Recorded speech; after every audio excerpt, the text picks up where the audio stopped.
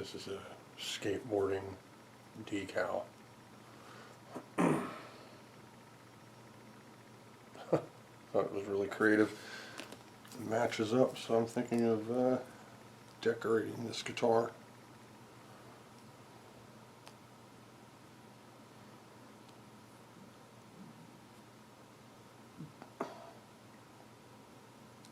Don't know, putting it here would, risk my arm kind of ruining the decal, but really that's kind of the dynamic of the sticker.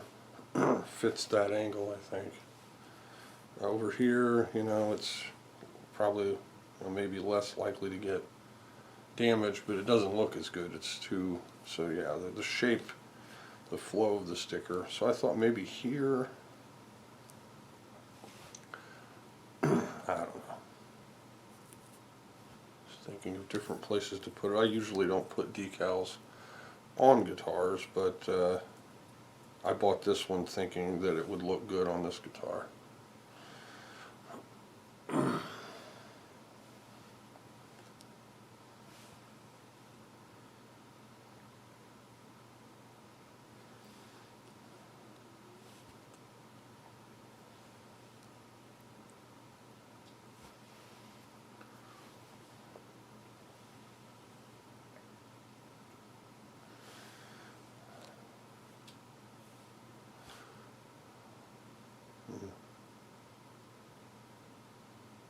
So yeah, I don't really know where I'm going to put it. There are only a couple of places that would work. And, well, that's not awful. And it'd be out of the way.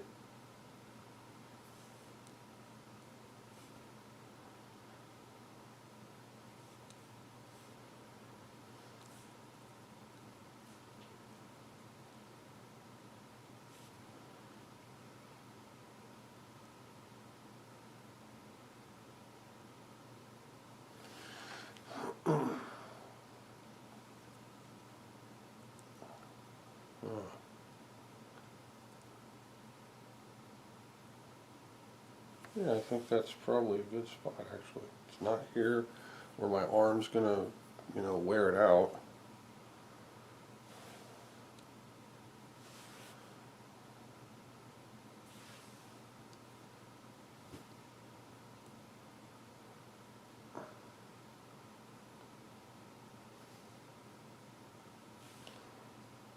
I have another decal that I bought to put on a guitar, but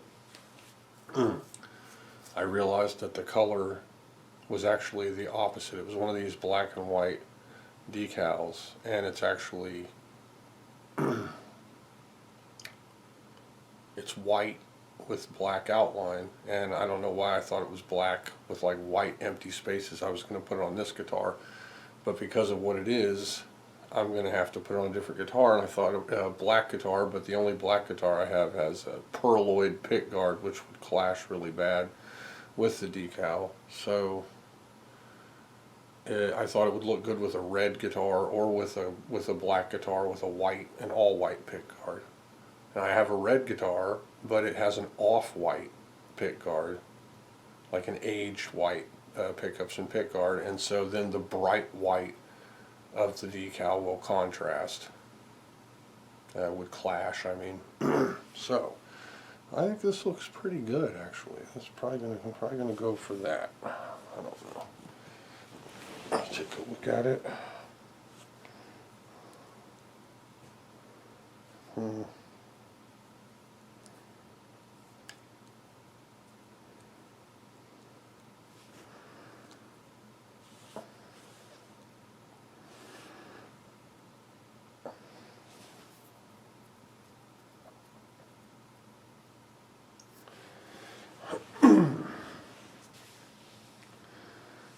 Turn this and take a look at it here. I don't know, right there seems to be good for the whole guitar, but then it's too alone, so you'd have to push it up to the edge here, and then my arm's going to get in the way. Of course, I don't know if that would ever harm the decal, but I imagine my arm might rub this and possibly fade or ruin or lift it or whatever. But there, it just seems like the logical place for it. But no,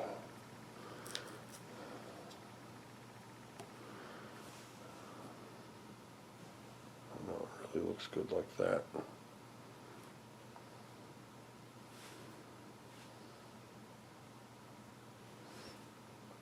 I actually bought parts for an acoustic guitar I'm going to be repairing.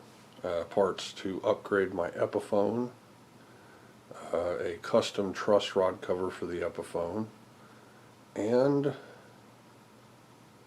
I'm going to be working on several other guitars that I have from a trade.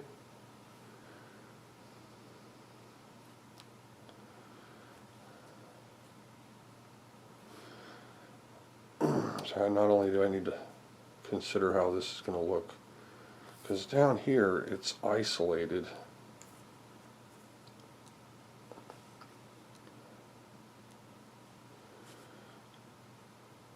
It's near the input jack. There's pretty much no way this is going to get ruined by contact. Let's stand up and take a look at it.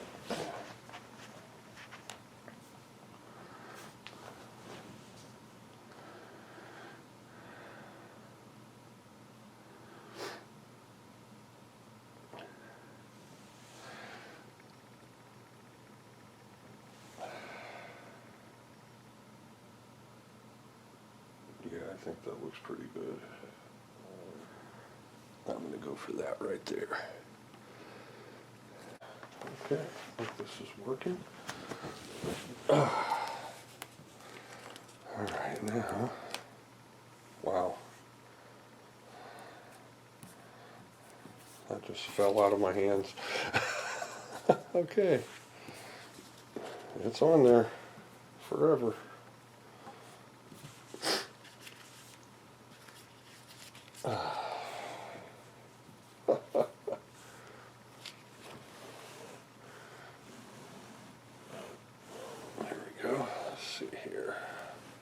Just picking this guitar up to tune it, I've got some sharp fret ends now, and this guitar I did a lot of work on to make sure it didn't have that, but now it does. So it is very cold and very dry, and it's definitely having an effect. I wouldn't be surprised if the majority of my instruments are having little sharp fret ends popping out. So I'll be dealing with that today. So I'm going to try to even this out just using some quad-aught steel wool, and we'll just see how far that gets us without breaking out files and stuff. I'm thinking it might be okay because it's a very small amount. We'll see. Actually, I forgot to tape up the... Yeah? Yes. I think that's helping. Yeah, okay. Alright. Well, before I get any further, I'm going to tape up these single coils just so they don't magnetize these trimmings here, and then I'll do all of these just with that. And hopefully it will be good.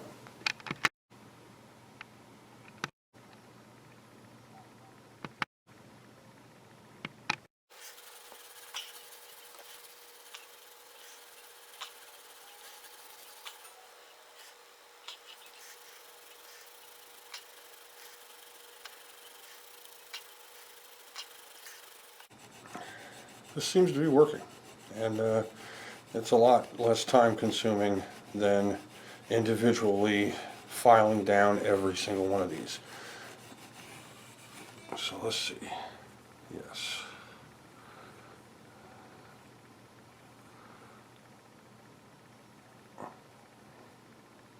All right. Yeah, I'm going to go ahead and file some of these because there's just an ever bit of pokey pokiness here.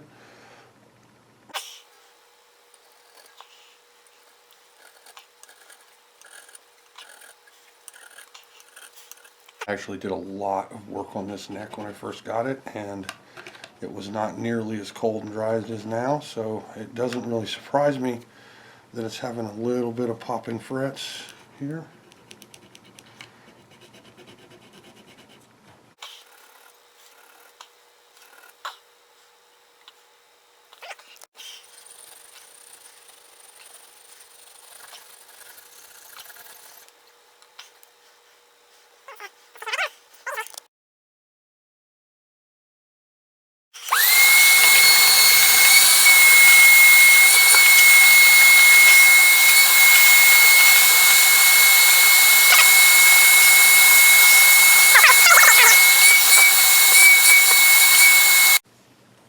Okay, so chronologically I just put a cool looking sticker on my white Strat, and so just some little beautification stuff. I'm going to go ahead and change the truss cover on this. This will keep the truss cover nice in case I ever want to sell the instrument. The original truss cover with the slash emblem will be preserved, and also I can have a unique truss cover. I had this custom made, and hopefully it will fit. As I was looking at the screws and stuff, I thought, oh man, I hope I didn't screw up, but we'll see. So I really am kind of falling for this guitar, though. I really like this guitar. I think it's going to be one of my favorite once I get the neck sorted out. I want, of course, I want it to play good, and it doesn't play as good as I would want it to play.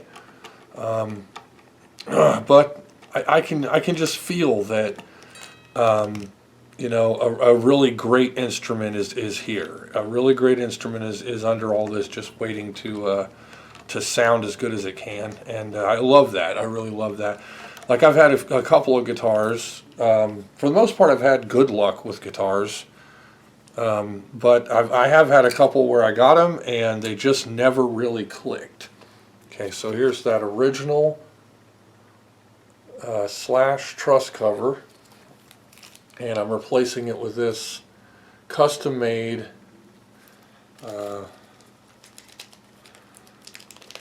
with one of my big heroes from anime,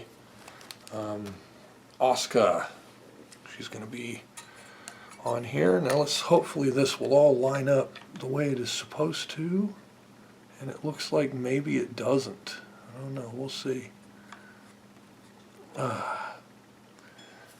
first I'll try.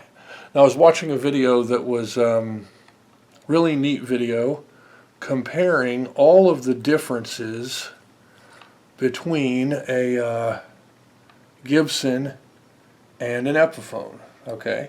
And of course, a lot of it is stuff that people probably would never care about. For instance, screws, where the screws were made, the quality of the screws, things like that. Okay, that seems to be all right, I guess. But I don't know if these lower ones actually line up properly. As I'm looking at it, maybe they do. We'll find out together. But so there are, of course, you know, myriad of differences. But one of the differences was that the Epiphone uses a kind of cheap set of screws, cheaper set of screws, and that the screws were, you know, obviously, for the most part, the same size. So, you know, you think of someone assembling these things, and there's just a bin full of screws, and they're just grabbing screws and putting them on the instrument. And the person doing the video pointed out how on the Gibson, every screw was a certain type of screw, and that the screws were like, let me see this. a specific quality of screw. Like they had a harder, flat top to the top of the screw, so they couldn't wear out as easily. They had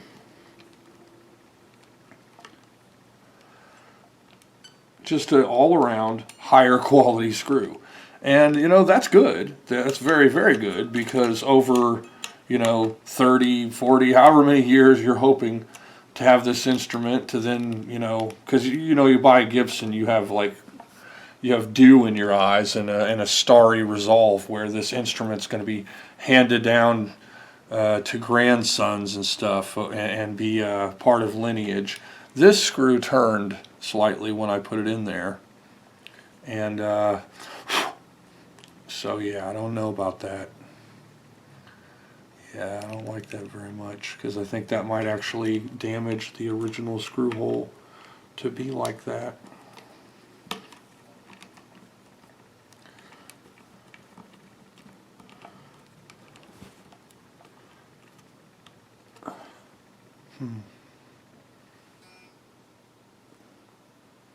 It's so slight, but it is there. But and of course, there were so many differences. I'm just going to relay the differences that I remember from the video. There were many. One was that the wood is okay. They said that the wood was sourced from, like, you know, I don't know if this guy was just plainly just saying it was, you know, like privately grown rainforest mahogany or something like that. It was provably select just for Gibsons, right? So just for Gibsons.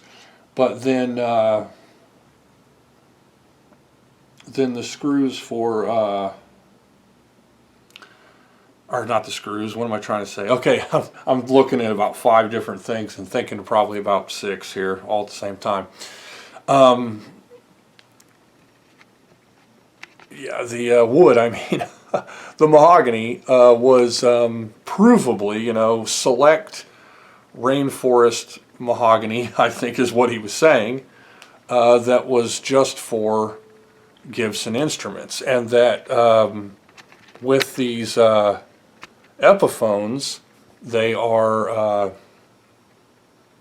basically, you know, they say they're mahogany, but it's a crapshoot. You know, it's now, I've seen other videos. Now, what this guy said was that they were sourcing them sometimes locally, and that it was, you know, whatever, and they have a disclaimer. He said the Epiphone website has a disclaimer that the specifications of the instrument may change based on, you know, sourcing and availability. And he said that that disclaimer is not on the Gibson website. And that's one of the key differences, is that when Gibson says, you know, we're going to make a guitar and this is what the body's made of, you can pretty much rest assured that's what the body is actually made of, no matter what. He pointed out some differences, like, okay, he said that the fretboard material is not the same quality, that the body material of the on the Epiphone, he said the body material of the Epiphone is you know, mahogany, but it's or it is a mahogany-like wood, like a wood that falls under some kind of like familial classification of mahogany, but it's not what you are actually thinking. You know, mahogany is used as a blanket term, whereas there are probably dozens of families of mahogany or types of wood that are like mahogany, and that Epiphone can just kind of grab at any of those things and then use them. Now, when it says on an Epiphone that it's a certain type of top, then it's a top, but it has a often a paper thin, like a veneer across the top, and that's to get the look that they want. In other words, a Gibson has select wood, where they have matched up the patterns so that the veneer is matched, and then that's of course a very time-consuming, professional, expensive process of, you know, finding, drying, curing, preparing, balancing all of the grain patterns and stuff, so that when they get these instruments ready, the Gibson ones, they are, you know, putting a select top so that it matches per piece for the top and the bottom, and that's for, well, for top and bottom for certain guitars. Maybe it doesn't match so much on the LPs, but on the ESs, maybe some of the other instruments, more classical style instruments. But the nut is different, of course. Everything's different. You know, they're all different. The tuning machines aren't the same. I guess Epiphone has started making the headstocks, certain headstocks that match the Gibson headstock. I don't know that that means that the Gibson headstock angle is matched, but yeah, they've decided to do that. This is not a perfect duplicate, and I think they said on the website that they actually weren't allowed to make a perfect duplicate of the shape. So they can't just, you know, chop out a shape that's identical to the Epiphone or Gibson truss cover shape. So this is a unique and original shape to protect the makers of it. But I don't think when they drilled the screw holes it was perfect. Now this may have been drilled to the standard, and then that is a subtle variation within the Slash series, or it could just be a variant for this specific model. So one thing I can do is I can rustic backwoods it and just leave these two out, which I used to do with several guitars, just so it's easier to access the truss cover, leaving these two out. I can widen the holes slightly, and that will allow the screws to both recess and possibly match up better with the size. And I think that's probably more likely what I'll do. There's slight recessing on here, but I don't think there is on this. So that'd probably be the next step to do, because as I'm looking at it, I don't really like how this screw here is tilting ever so slightly to the left. It's flush, it fits, and it looks pretty good, but it does not fit perfectly with the screw holes the way they're lined up on the bottom. And I really like the image. It's beautiful. I got this from a place on eBay where you send them the image, and they were showing like a bald eagle and American flag kind of stuff, lots of bright fruity colors and stuff. And I thought, well, what if I take a black image? And that's what I did. I took, and this is from a sticker that I bought that I'm going to be putting on a guitar one day, but I have to find the perfect guitar for it. And so I took a picture of the sticker, and then I went in and cleaned it up a little bit in, you know, whatever paint program, and then sent the picture. And then he sent me this to verify I would approve of it. I said, oh sure, that's perfect. So he sent me this. Nothing against them that these screw holes don't match, because I was prepared for this. I believed, you know, there was actually a pretty good chance that there are variances in the screw hole widths on a lot of these instruments. One of the differences he noted, which was kind of a positive in favor of Epiphone, was a softer edge to the binding on the neck. Okay, so the neck binding on these is slightly softer. The way the neck binding is applied is more traditional on Gibsons. And of course there are nibs on Gibson necks that are not on Epiphones. He said the fret wire is a softer metal on Epiphone, and that the Gibson fret wire is a higher quality that lasts longer. So, you know, it's a lot of little things. It's just it's a whole lot of little things that make all the differences between a Gibson and an Epiphone. And I think it looks beautiful. It's a lot better looking. I like it. Okay, but a lot of little things here and there, and that, of course, the final cherry on top of your Gibson is that it's completely made in America by you know, discerning luthiers, and that they have fine tooth comb the whole thing over, and that it's all as good as it should be for, $2.5 grand or $3 grand or however much you paid for it. So of course there should be differences, and if you want to look on YouTube and see endless, just absolutely endless, Epiphones are better, my Chibson's as good as a USA, our USA quality control still the way it used to be, and I even watched a video recently that was, I'm watching it, right, and it was how ESs were made. And it was in America, and the whole process was incredible. It was, so detail oriented, and you could just tell that it was the highest quality, right? And then I'm like, looking in the comments. I like to look in the comments sometimes, and just to see what's going on. And a lot of people were right up at the top comments, sad that this place closed down, sad it didn't survive COVID, it was a loss and things. And I was like, well, where are ES made now? So then I looked around for newer factory walkthroughs for Gibson, and I found the newest one I could find was 1 year ago, and it was from Anderton's, and so the guy from Anderton came to the USA and did a tour of the USA Gibson plant, and it looked like everything was great, like very, very high quality, very super attention to detail, but at the same time, of course, when we're getting down to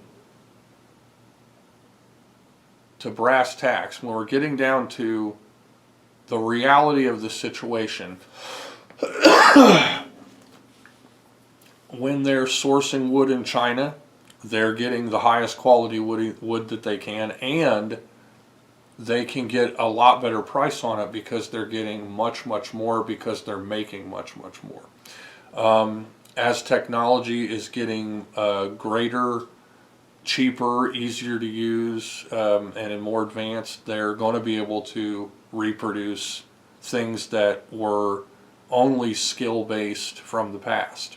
Like where a man or woman who was heavily trained had to go fine detail over the shape of a neck because they were using like a Japanese awl or some expensive grinding tool and then using 20 different grades of sandpapers and sanding tools and things to finally reach that perfection. All kinds of measuring tools and things that are exclusive to luthiers. Someone today can take a block of dried wood and have a machine do that in no time flat. And that's really where we've come. And does that mean there are more crap guitars? Possibly. Yeah, there must be, actually. I mean, I think statistically there must be more crap guitars, just because so much lack of human integration where looking over every tiny thing. One video I saw was talking about the cheaper Chinese guitars that are popped out of factories quickly, right? A guy looked in one of the pickup cavities, and he said, well, you can see here where this machine's tool was getting dull. And he said someone would have probably changed the tip after, another 10 or 20 guitars got popped out like that. So, this is not a situation where the technology has made everything perfect. It's a situation where there is less human integration, less human interaction, less human eye. But at the very end of it all, there is a human that is checking over this thing, even in China, in Indonesia, and places like that. And yes, they might be letting more things slip through the cracks than what they do in the USA, but quality is getting so close. Playability and sound usability, they're all getting so close to a point where you really have to want that $3 grand American Gibson. And I do. I'm not going to be stupid to say that I don't absolutely want a made in the USA Gibson guitar. I also want a made in the USA Fender guitar. I know that I would save up and buy a made in the USA Fender guitar before I would buy a Fender Standard from Indonesia. If I'm going to go 600, then I'm going to go ahead and just jump the gap from that to 1,000 or 1,200 to get an American-made instrument, you know, or maybe more, or maybe up to 1,500. And when it comes to Gibson, you know, when I'm ready to get a Gibson, I'm not going to play around with, you know, Chibsons and stuff. My power just went out. And I'm still recording because my camera battery is good. But yeah, my power just did a little hiccup thing. So yeah, when I'm ready to get a Gibson, I'm not wavering. And of course I do look online. I look on Sweetwater and stuff like that. And you know, I'm not going to be fooled. I'm gonna know which instrument I'm going to get before I get it. They have, you know, you select the number at Sweetwater. You say, okay, I want this specific one. They have dozens of pictures. Everything's, you know, very specific, and you get the exact guitar that you want when you buy one from them. So even though I do know how to tell the difference for the most part between a fake or a real one, I'm not going to play. I'm not rolling the dice or playing roulette with the situation where I see a deal too good to be true and jump on it, or I get a you know, well-used one that I'm relatively certain is completely real. They are starting to put nibs on some Chinese ones. There are certain Chinese luthiers who are intentionally matching as close as they can the designs of USA Gibsons, and they are still within a good price range. So that's the real danger now, is where the $250, $300 Chibson could never really pass close inspection from a discerning enthusiast. There are now luthiers that will say, okay, you want it this way, this way, this way, and then they make you something that could almost pass for a real one. And so, you know, they're happening. There are people online showing off those instruments and comparing the measurements, comparing the quality, and those might be $400 or $500, you know, instead of $250 or $300. So there is that, you know, where you still need to be careful. And so that is an instance where I would happily go to Sweetwater and pay a small amount more for the security, the paperwork, you know, and just knowing that I'm picking the number. I look through the images, you know, and I'm going to look for a specific one. With an American Standard 2 an American Professional 2 or an American Pro or whatever made in the United States of America, Corona, California Fender I choose to buy, I'll go to eBay probably, you know, maybe Sweetwater, but I might go to eBay for that one because I know that there's far less chance of getting a fake one, and the prices are lower, and the, you know, market permeation is higher. So yeah, one day I'll have a made in the United States of America Gibson, made in the United States of America Fender. But I'm very pleased with this Epiphone right now. I want to make it a baby guitar. I want it to be so perfect where everything's just sweet. Now the next thing I'm doing, and that's going to be very, very soon, after my thumb heals, which I did, it doesn't look so bad on camera right now, but I burned the living crap out of my thumb, and it's been healing for about 5 days now, 5 or 6 days, and yeah, I don't even know how that happened. But I have this roller bridge, nice and clean and fresh, and I'm going to go ahead and try to put this on here, and hopefully, and I'm going to do the neck completely. It's going to be flat. I'm going to tape it up, and I'm going to do a complete fret job to get these frets exactly the way I want them on this instrument. Yeah, this thing's going to get the treatment so that it plays perfectly. I don't want any more buzzing from the frets. It buzzes pretty bad. So yeah, that was an awful lot. But this is going to be tacked on with a lot of other smaller chunks to make one video that focuses around the bridge upgrade on this instrument. Okay, so what I'm doing is I'm using the tip of this screwdriver. It's just a Phillips head. You can see the bits there, and I am very carefully grinding down, and what this will do is create a recessed point. I'm going to stop every couple grinds and check the fitment of the screw, and we're going to try to get this lined up a little better. Okay, I've widened the holes considerably and added some little recessed area there. So I'm going to test fit it here, and hopefully it'll be a better fit. Okay, so now we have a much cleaner appearance. The screws are lined up better. Now this is made out of a type of resin where the top is then added and it is like joined to it, so it can't come off. It's like one piece. And I noticed it was kind of slightly warped. So when I filed away the stuff, it made the screws fit in better, but then as the screws are tightened down, it lowers the warping till it's flat along the headstock. So as you can see, it's flat form fitting, but it was slightly warped in the middle, kind of, well, you know, warped upward. And that's just the material, I'm sure. And hopefully this will last a good long time. So that's one little upgrade.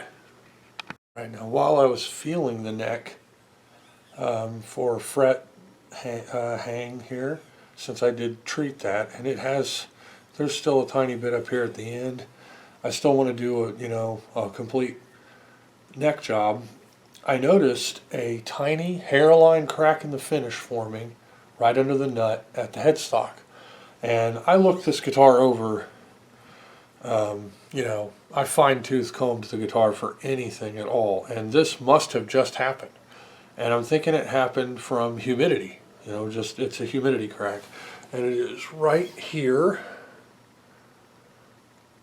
And I've already sanded it a tiny bit just to get an idea of how it is. I don't know if you can, I think you can probably see it there. It's right here.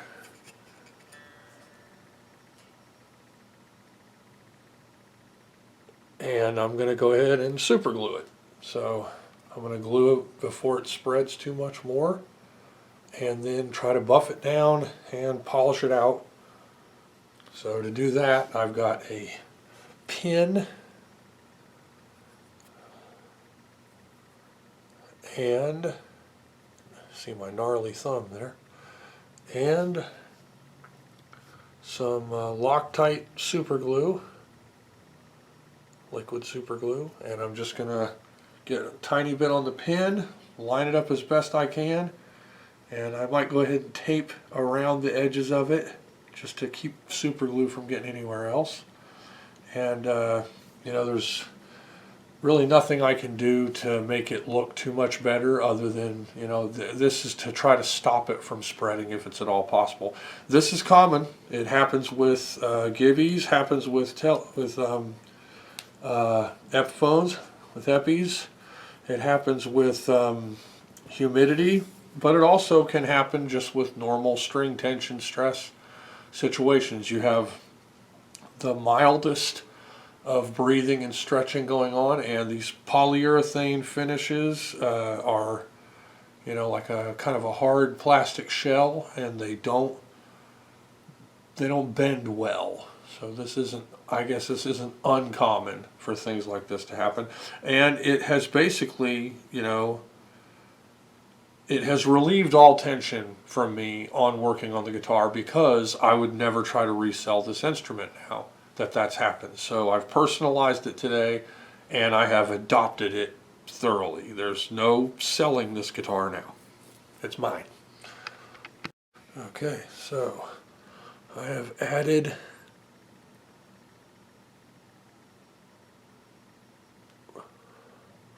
don't know if it can even be seen here because of the lighting.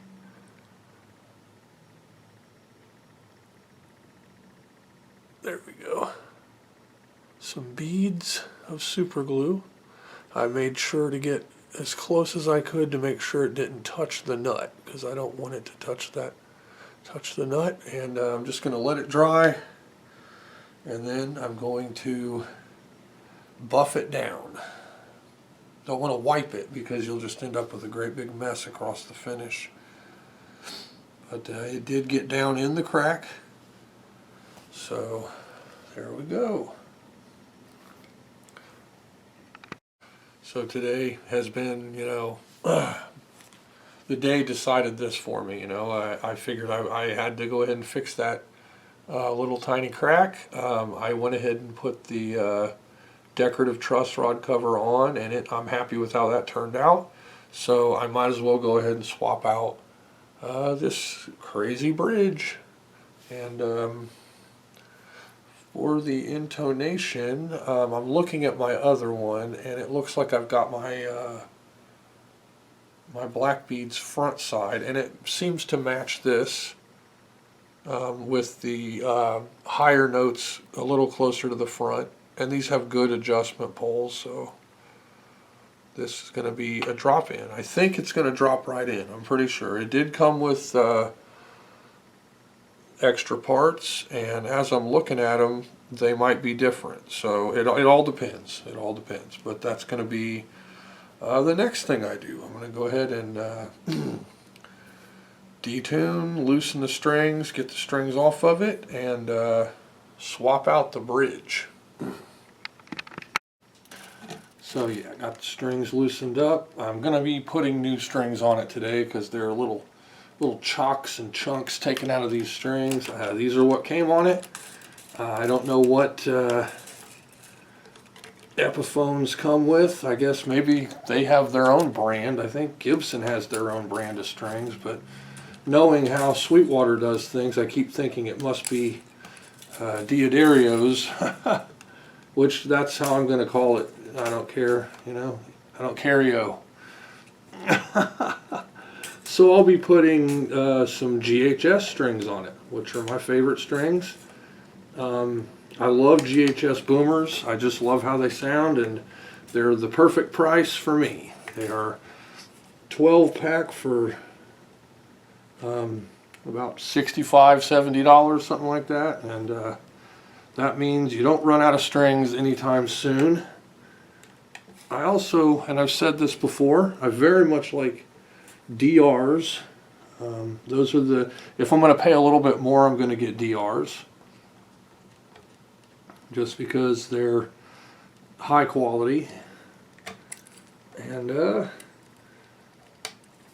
good. They're made in the USA and all that other great stuff. Okay, so I'm going to go ahead and just remove these old strings that were on it.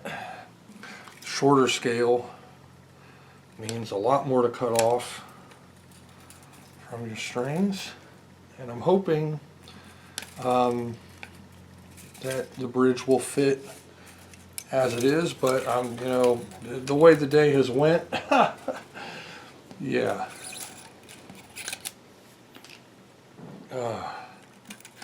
Finding a hairline crack in the finish on one of your more valuable instruments is always fun. It's always when you're thinking, well, I don't know, if I don't like it, at least I can turn around and sell it, and then the hairline crack's like, nuh-uh.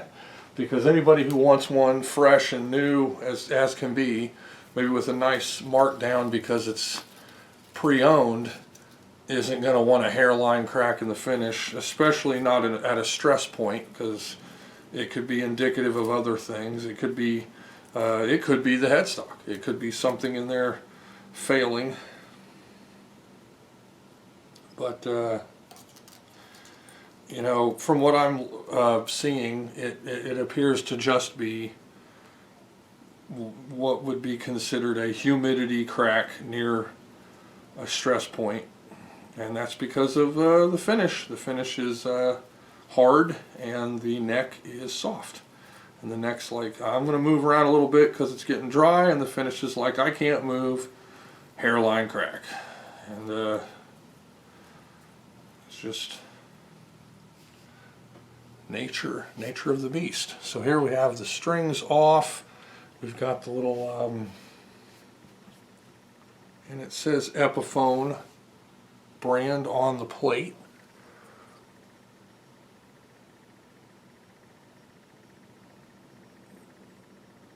And these are not the, I don't think these are the really nice aluminum ones Gibson puts on. I'm going to say aluminum because I'm American.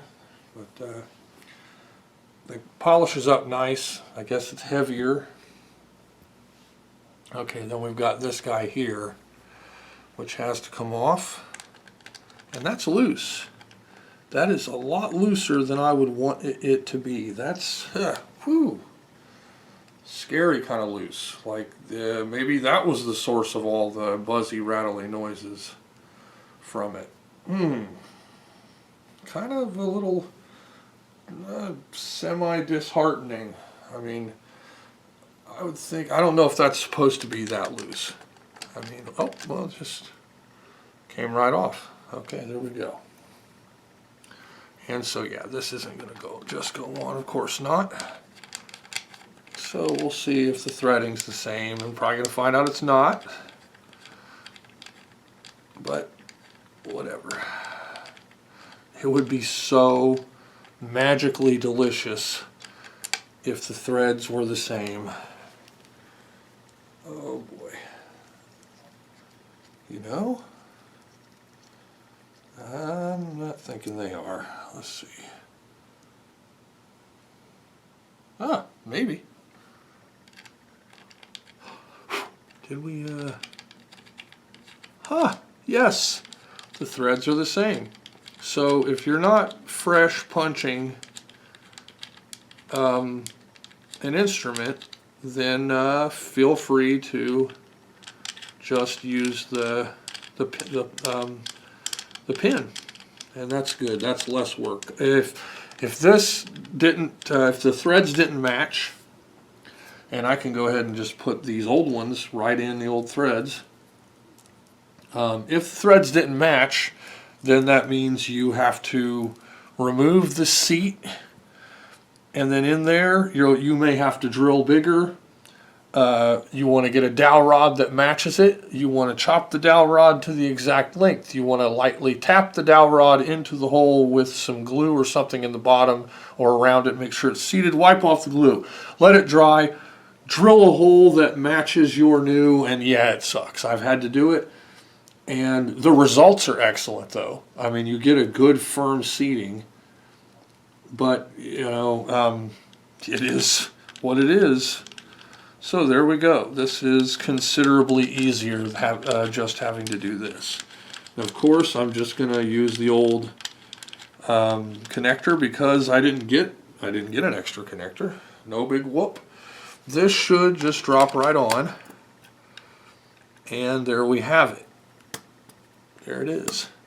Perfect. Oh, dude, it already feels better. It's firm. It feels firm. No extra vibration anywhere. It's on there, and I can adjust it however I need to with these hex pin things here, and they will move it exactly where you want it. Wow, just immediately makes me feel better just having this on there. And this nice but archaic Epiphone branded, it looks pretty good, actually. I mean, these are probably some of the softest tunematic saddles I've seen. And you want these kind of soft. You don't want anything rigid, but regardless, we're talking about round wound strings sitting on metal little ledges. I just think, you know, of this kind of it makes me think of the deck of a ship and a chain running across it and snagging and the sparks flying and the friction and everything. And at the, you know, at the microscopic level, you're getting friction no matter what, and it must bind. It has to. And That's going to be just additional stress, and as that adds up, less overall sustain, and it's going to affect tone. This can be adjusted front and back. These can be adjusted front and back. It's just, and that was a drop-in. So I can 100% recommend, look, if you're going to upgrade your Epiphone, there's a good chance all you're going to need to do is put the pins right in the seats. You don't have to do any huge, crap to pound, you're not going to be pounding dowel rods into the body or drilling holes or anything like I had to do with the other one. And this is the one that was made for Epiphone Les Pauls. So this bridge was made by Wilkinson for this project. So he's saying, I know you guys out there want to do this. Wow. And this guy's going to snap on. It's got a nice firm snapping feelings, and that's good. They put this like little metal pieces on there so that it grabs on. See, otherwise that just keeps falling off until you put string tension on it. And the cheaper ones I've dealt with. The cheaper ones are there too, and they don't have those additional pieces. So there's about 4 different grades of increasingly cheaper fake tune-o-matic bridges. And of course the Epiphone ones are going to be Gibson approved, but they're also going to be whatever kind of cheaper metal, I won't say pot metal, but whatever kind of cheap metal's going on. Whereas Gibson's going to use like a newer stuff. I've heard this on a Gibson today is like aluminum. And it's really lightweight, but it's also extremely strong and rigid. And that sounds good to me, So yeah. Next up, we're going to test the neck for straightness with my short scale side of my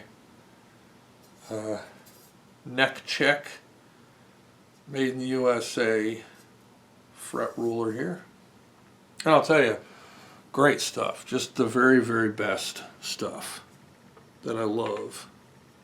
There we go. And I want this to be straight, but it's not. It's got relief even with the strings off, which means my freshly applied cover gets to come off now, and we're going to make this neck completely straight to prep it for fretwork. Now the neck's flat. I'm going to give it a couple minutes to set and then check it again. But this is the type of truss rod where they set it up, and to get it right, to get it completely flat with no tension, you have to turn, and then you have reached the loosest point. Then you have to get around and tighten again on the other side.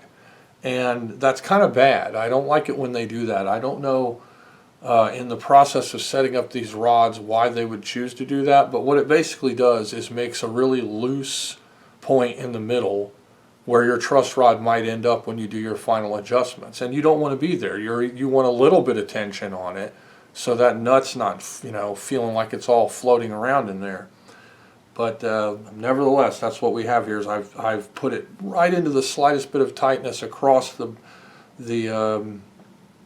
turning point. As it's gone as loose as it's going to go, then it begins to tighten up again on the other side, right in the beginning of that turning point, and then that's giving me a perfectly flat neck.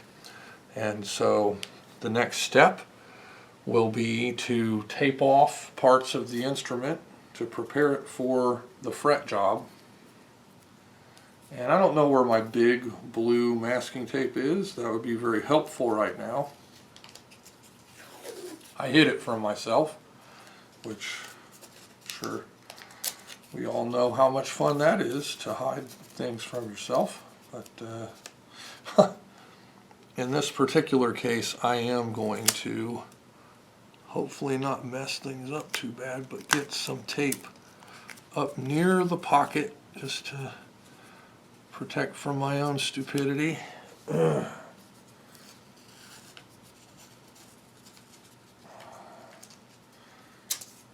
always across the pups where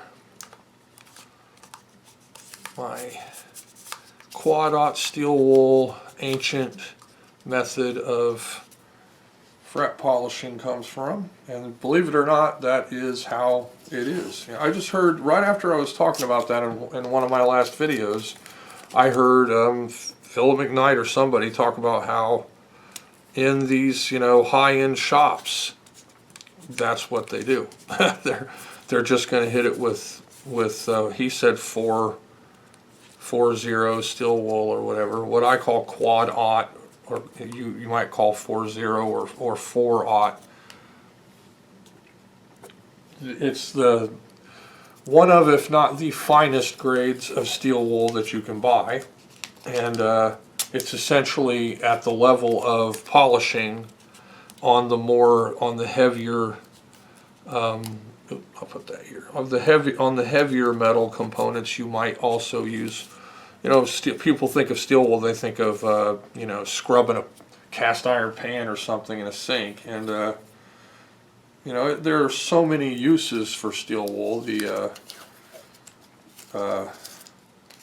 industrial age invention that, they were, that was the whole modus operandi of the industrial age, was inventing something that had as many uses. How many things can we use this for, right? How many things can you use? Like, there's a snake oil salesman out there, and he's saying you can use this pep drink to cure all things that ail you. And of course it was like sugar water with some, root extract in it or something. It's like, that's why Pepsi is called Pepsi, is because originally it was a pep drink, and pep is, an energizing. It's how much energy do you have? How much pep is in your step? And so Pepsi was supposed to give you pep. It is a pep drink.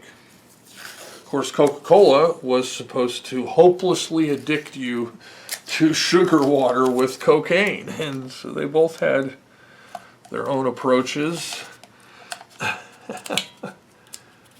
Which one do I choose? Well, I'm not into cocaine. I don't think I've ever even used cocaine in my entire life. I don't know. Maybe once, super long time ago that I don't even remember. But today, in today's world, I always pick Coca-Cola. I think it tastes significantly better than Pepsi. And my kids say they can't tell the difference at all. Like, they both had Pepsi and Coca-Cola. Penny said she drank Pepsi and she was like, "Why does this taste exactly the same as Coke?" And I was like, "It doesn't. It doesn't taste exactly the same." She said, "Yes, it does." I said, "No, it doesn't." She says, "Yeah, it does." But I can tell the difference. I probably could do a blind taste test and tell the difference between Pepsi and Coke immediately. Like, Pepsi's sharper and more, like, it burns a little bit more. It's more caustic, and it seems like it's sweeter. It's sweeter with less body to the flavorings. And Coca-Cola is more mellow but still strong and has a much broader range of flavor. So yeah, I'll always pick Coca-Cola. Tastes better. That's what I don't like Diet Coke. Diet Coke, I think, is just repugnant. I think Diet Coke tastes terrible. I don't know what's wrong with it, but it just tastes terrible. Yeah, I think, I don't know what's wrong with that stuff. Anyway, okay, that's taped off, and then I'm going to check the neck again and get ready to do this neck. All right, neck is as straight as can be. Now let's do a quick rocker check. And already a slight hit. The end of this thing just needs leveled down, in my opinion. I think it's a jangly, buzzy mess. And that's what I do on a lot of strats, is go ahead and just drop these last 4 or 5, usually 5 frets. I don't know. We'll start with a normal job first, and if it's jangly, then I'll drop them.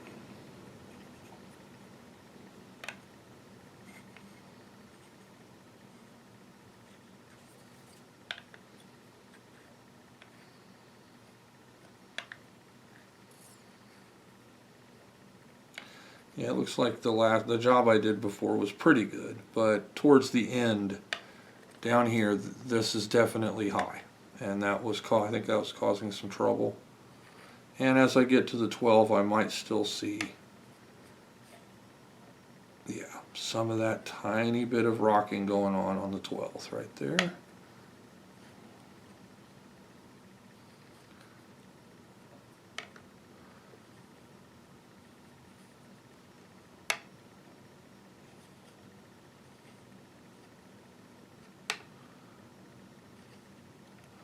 Really don't know if I want to do the entire thing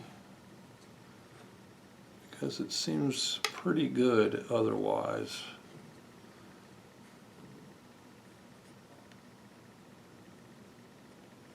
A little bit right there, and it would be on the heavy side where the rattly noises are coming from.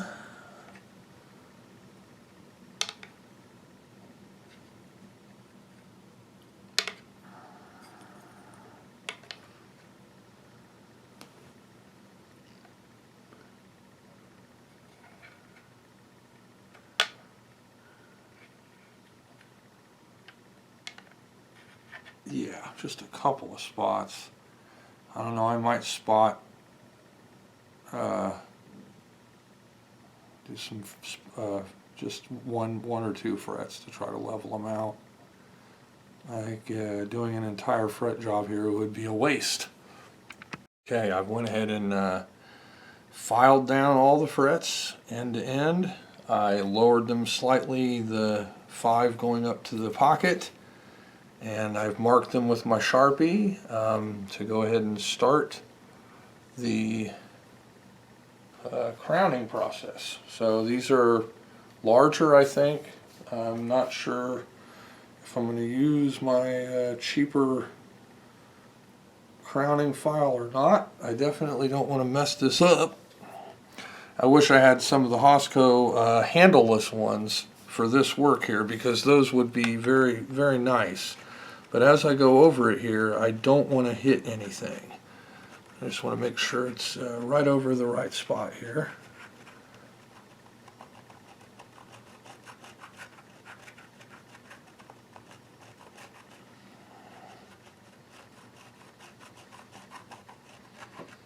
And just see what we're doing. Yeah, that's already taken off a lot. So I think this might be too wide. Not 100% sure. So I'm going to check a couple of those things out, check out a couple sizes, and make sure I'm on the right size. All right, we're getting some nice fine lines now. And so I think I was okay on my wider setting. Now I'm just doing this in first because it's harder to do. A lot easier once you get past the fragile work to just kind of run right over the frets and get them out of the way. But yeah, I'm getting a nice thin line here. And notice how I'm making sure not to drop off the edge, not to hit anything fragile, and I'm just scooting over to get this nice thin fine line, which is the new crown.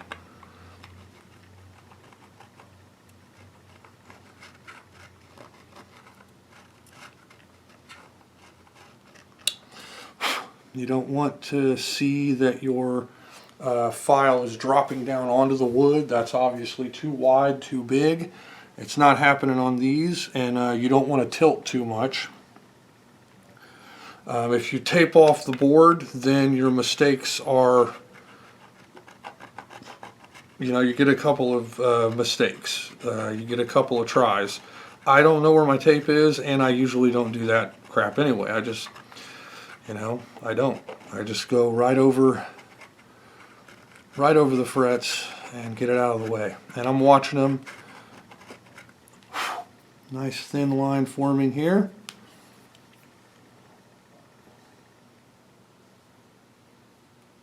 Yeah. And if you wonder what side you're using, maybe you take a break, you can look at the one that has eaten up the ink from the top of the fret.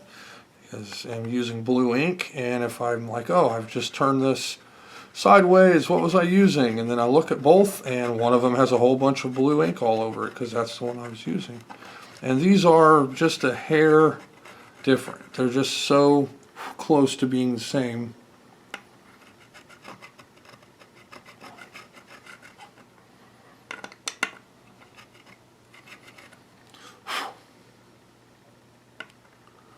There we go. All right.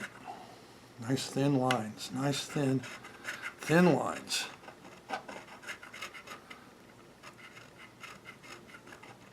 All right. So I'm going to do some more of these. We've gotten into the easier zone, so I can just kind of grab on and let her ride.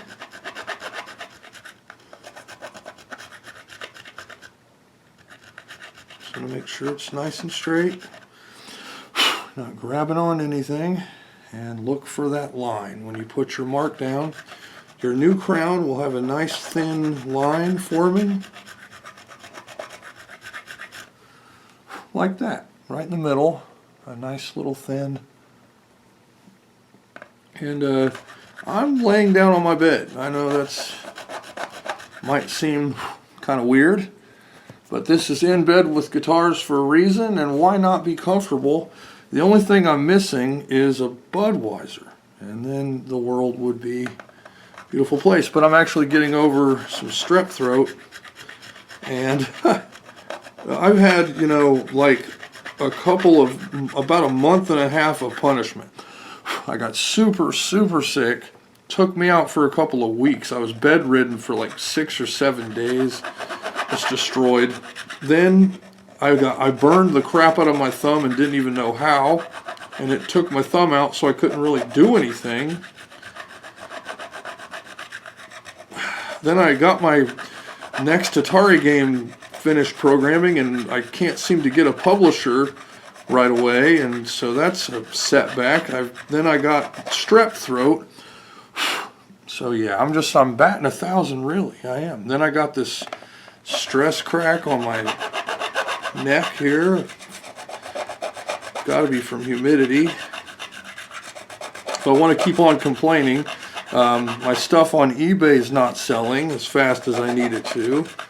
Our tax return's not back yet, and I got to pay taxes because of how much money I made on eBay. So maybe, you know, a lot of money on eBay, which means I have to pay taxes on that, and then we're getting a slight return, and I'm getting the state return, which I really need, because I just sell my belongings for money on the internet. I'm selling toys, comics, just stuff, selling lots of stuff on the internet for money, and also on Craigslist, Marketplace, whoever, wherever. Nice thin line here. And of course, after this is done, I'm going to do a couple different grades of polishing and preparing of these frets. And before I do the final finish up with the quad-aught, I'm going to go ahead and get the fret ends. So I'm going to make sure that every one of them is whooped, because they're some hangy ones. And there, that one, me messing up right there. Now this will be gone though once I get the quad-aught steel wool on it. That will disappear. So, but that's what happens when you're talking and not paying attention and complaining. There we go. Okay, but it's happening very quickly. Okay, so I've gotten the lines set. Go ahead and get this down here. The lines are all set. Now I'm going to use this sponge, this sanding sponge. Relatively gentle, non-invasive, and this will round any kind of rigidity out of it.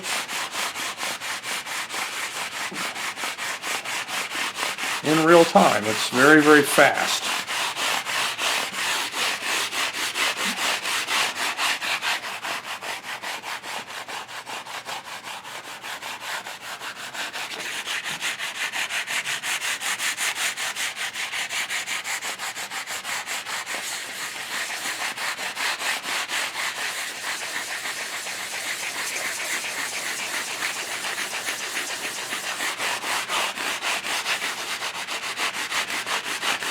I noticed I really had to hit that 12th fret a lot. It was a punk, and that's normal. I mean, I'm getting used to that. The 12th fret is very often the one that's causing the buzzing and rattling and everything to mess up, and it's just a mess. I think it's because of, quite often, it could be that it's that point on the neck, but also it could be because usually you have a couple of dots put in there, like there's a little more attention there. There's 2 dots on the side, there's usually 2 pieces. On this one there's just one trapezoidal piece, but I don't know, there's just something about that 12th fret. It's usually the one that's off. It's too high, causing all kinds of problems. All right.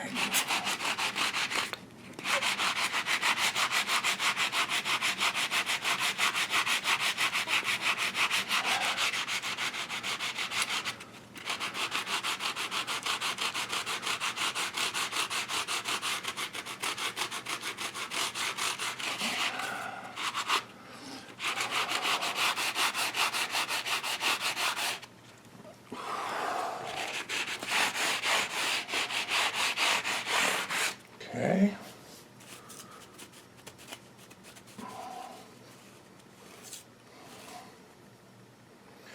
Got some hangers, definitely.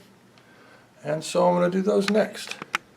So I'm just going over any little hangy things with this super fine little file that's nice and heavy and easy to control. And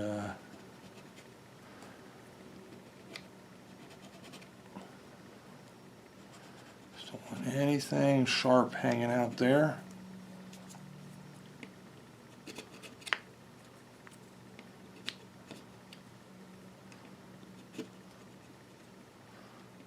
And once it's flattened out, the steel wool is going to do the rest of the work. It's going to round it out really nice. And then we'll get to put some new strings on it and intonate the instrument. Okay, got most of this. This looks pretty good now.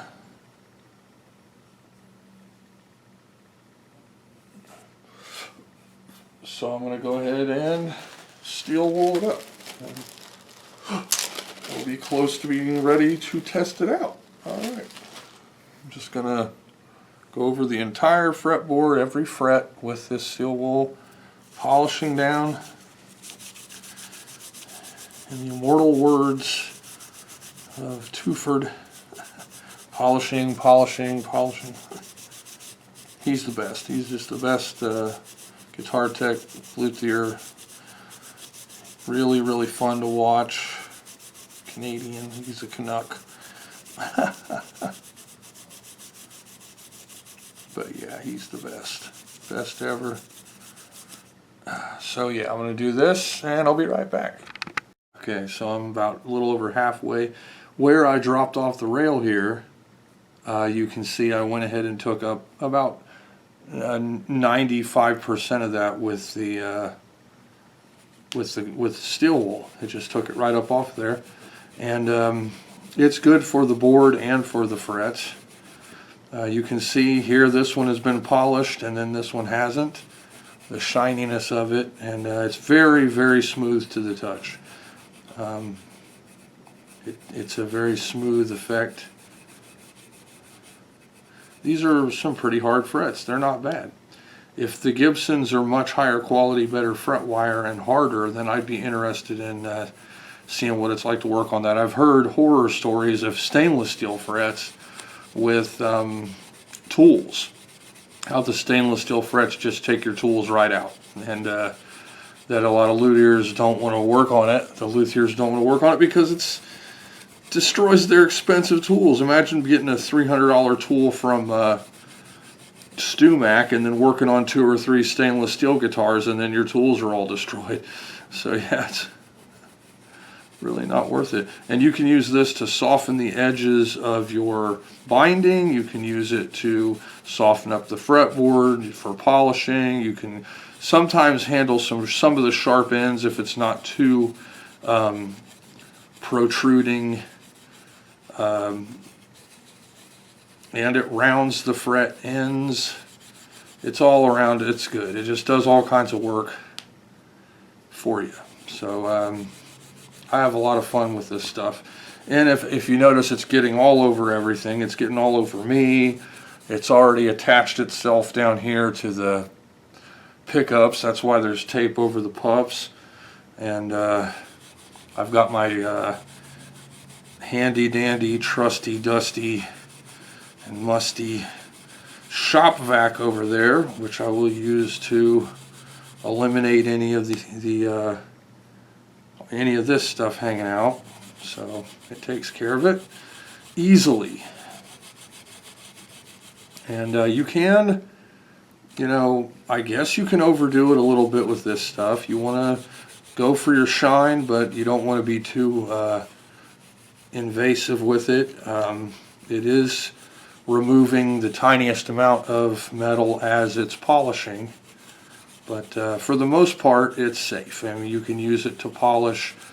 I'm probably going to use it to take down the super glue that I just used to cover the neck, and then hopefully I can use some other grades of wet sanding or automotive polish, something like that, to get some shine back near where that crack was. Of course, the important thing is sealing the crack so that it doesn't continue.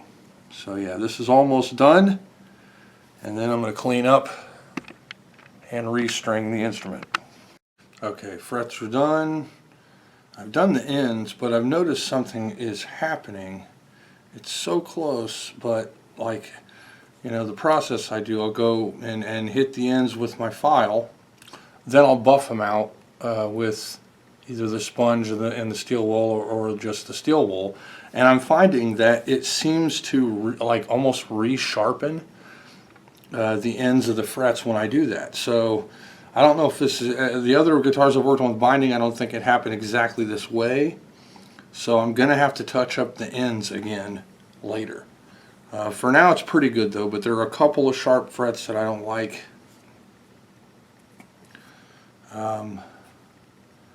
But they're clean and polished, and they're very, very close. So yeah, I just need to, I think maybe the file that I've been using is getting worn out. And I think that really could be it. But I don't know. I mean, it did kind of feel this time like I was kind of not really getting anywhere with it. Like I felt like, oh, I'm getting a little bit of metal off of here, but then it just seemed to not do as well. Could be these are stronger frets, and it's going to take something else to get that done, I guess. But and I'll dig through my files and see what the best one is to replace the one that I've been using for years. I'm sure it's just that my file is getting dull, and sure that happens. Just need to get a different file and kind of relearn. I've got used to kind of a pattern and a shape that I use regularly with the file that I use, and I'm comfortable with it, but then I'm going to have to get a new one and try to get comfortable with that to edge these frets. I can't stand sharp fret ends, and it's so dry. It's finish crackingly dry. Yeah. So there we go. Next up is strings intonate. Okay, I've went ahead and lemoned up the board again. It was, like I said, I kind of sped through it before, and I'm going to let that sit for a while. I sanded the crack,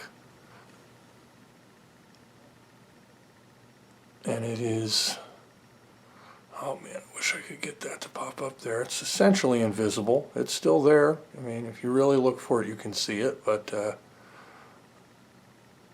pretty much took care of that. Looking good. and the body's been cleaned up a little bit. So I'm going to get some GHS strings, get them ready for after the oil is done sitting, give everything a wipe down and polish, see if we can't tune this thing up and get some good noises to come out of it. Alright. Okay, we've had a good amount of time to saturate. I've got some new strings, GHS boomers, 1046s. Everyone say ugh boo hiss and tell me your scratch your Ernie balls or dia de derriere in the derriere. Oh yeah, it's not even coming off. It's saturated. It's good. It's very good. Yes. That is, it's excellent. Cleans it. Man, that looks good. Love it. Yeah, last time, I don't know, I was just in a hurry and didn't even give it the time it deserved, and that is perfect. I love it. Gorgeous. I really love the look. Alright, so we're going to go ahead and restring it on this new bridge we've got here. Bring the camera back here a little bit. Alright. I like opening a fresh pack of strings, and getting these in bulk is so much fun. When you first start out, you don't have that, like feeling that this is going to go on forever, and so you kind of, lost dog it. You go there and you kind of peek through the door, and then they let you in, and then you look at stuff, and you point at stuff, and then it's like, oh man, I want that, or maybe that, or maybe that, and then you finally get one thing, and they're like, oh, that'll be $17.99 for a pack of crap. Then you go home, and then in like 2 days you break your high E string, and then you get to repeat that all over again. Then you mature, and you're like, wait a minute, the best, cheapest strings for 12 for 60 bucks. Click. All right, so time to add strings.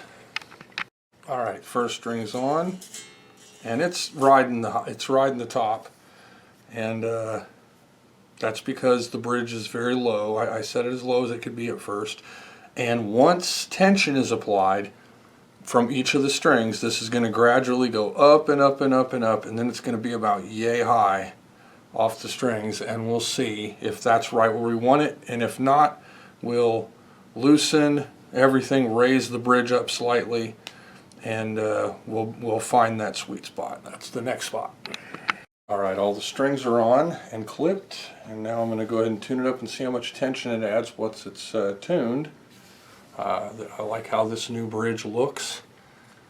It's on there well, but it's probably going to need to be adjusted. So, time to tune. Okay, so I've been adjusting it. At first it was extremely flat. I've added a little height. Now remember, whenever you work with a bridge like this, before you adjust it, loosen the strings, make sure that there's not a lot of tension, then loosen the binding pins here, because they're grabbing on really tight, and you don't want to tear up the tips of them, because they're what hold the bridge and allow fine adjustments for the swept of it. So I am loosening it, and after it's loosened up a little bit, then I'm going to raise the bridge ever so slightly. It was tuned up, but it was still touching as the relief is beginning to form in the neck. So I'm going to raise the bridge ever so slightly, use the screw here, and back away, because as I back away, it is going to raise the bridge. You want to be very careful about this, and do it in millimeter increments. See, I've just moved the bridge as I did that. Okay, there we go, and it has added tension and height to all of the strings. Now, these parts aren't really fixed just yet to where I might want them, and so it's not important if it shifts slightly during the first processes of getting the string height set. Once I know exactly where I want my intonation, then I can move this back and forth using the pins. And you just do that back and forth. You will add tension to one and relieve tension on one, add tension to the other, and it will edge it in the direction that you want it to go in. And it allows for much finer adjustments than the original Tune-o-matic. Maybe not as fine as some other bridges. People either have their opinions about Wilkinson products, and yeah, they do have some cheaper stuff, and I've even had some Wilkinson stuff that wasn't absolutely perfect right out of the box, but I dealt with it. But for the most part, I've been really happy with it. I've got a lot of Wilkinson products, tuning machines, pickups, bridges, and they are really great. And one thing, if you want to know if Wilkinson is good, just look for some of the higher priced instruments, and you'll almost always see some of the Wilkinson bridges on those instruments. So the people making these really great high-end guitars, they're not going to pick a Wilkinson bridge if it sucks. They don't want you to go, oh crap, that's got a Wilkinson bridge, I don't want it. When you're going to go shell out a bunch of money. Alright, so about to test this. Okay, it's very, very close to being intonated. I've got the height is there. I've got a little more relief than I want. I think I want to take the truss back just a slight teensy tiny bit to see if I can't level this hump out, or dip I should say, this bowl out in the middle. And I think because of the way everything's been, the frets have been done, I think it will have a good sound. I've raised the bridge up about 3 times now to adjust for things, and I think it was hiked up pretty high to begin with, but as it is right now, it is near perfect intonation. And of course, after I adjust the truss and do some fine tuning, we'll have to check it again. But so this Wilkinson bridge I have set up nearly 100% perfectly, and I really like that. So I'm going to show all that later. First, I'm going to adjust the truss. Okay, I think I've got it right where I want it. I have intonated. I've adjusted the truss rod. It's sounding real good. Not too much buzzing. Yeah, I like it. It's a good starting point. And so I think I'm going to be ready to go ahead and put a final polish on the body. And I'm just going to use some, 65 Dunlop, which I need to get more because I'm using it up. It says on the bottle, spray it on the rag you're using, then wipe it on the body. Don't spray it directly on the body.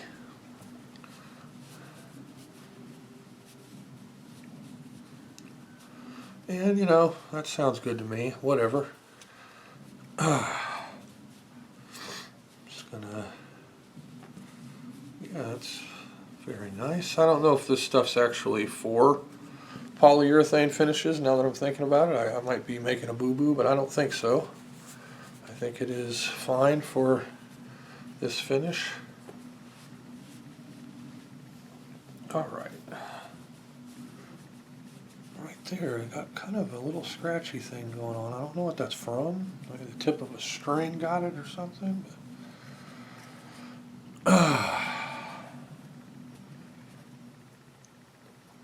Overall, I'm very pleased with the instrument. I really love this bridge. It automatically got better sustain and had better intonation. You have more control over intonation. As I said earlier, it was a drop in. Basically just dropped it right in like it was nothing. And very easy to use heavy duty, nice looking bridge. And you know, the backup bridge is in a little bag that the replacement bridge came in, and ready to go right in the case in case someone says, hey, I'll give you the right price for that, but I want the original parts, and I'd say there they are. You know, and I was looking the other day, I was watching a show, and they were talking about the Les Paul Standard. It was Anderton's, and they said, oh, well, this is whatever, 600 right now. And they said, it's a good deal. And he goes, but with no case. And I was thinking, oh, that's probably at least one reason why mine was a little more expensive. Not for me, of course, because this was a trade. So yeah, that's very shiny and nice. And this is going to be my guitar, so that means it's going to get some usage. I'm definitely going to be playing this guitar. I'm going to put the new truss cover back on it, and then I'm going to take a final look at the instrument, and then I might play it a little bit.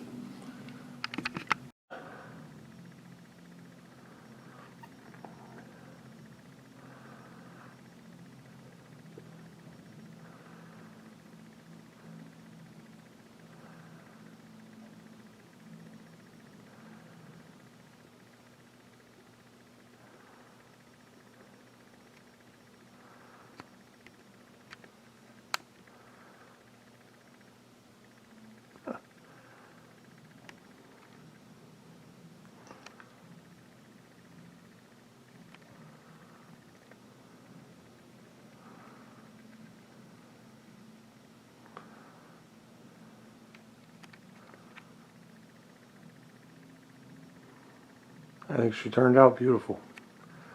It's polished up now, and I'm going to let it sit for a few minutes and then give it a play. I'm going to trim my fingernails. It's been a little while since I've played from burning my thumb and programming.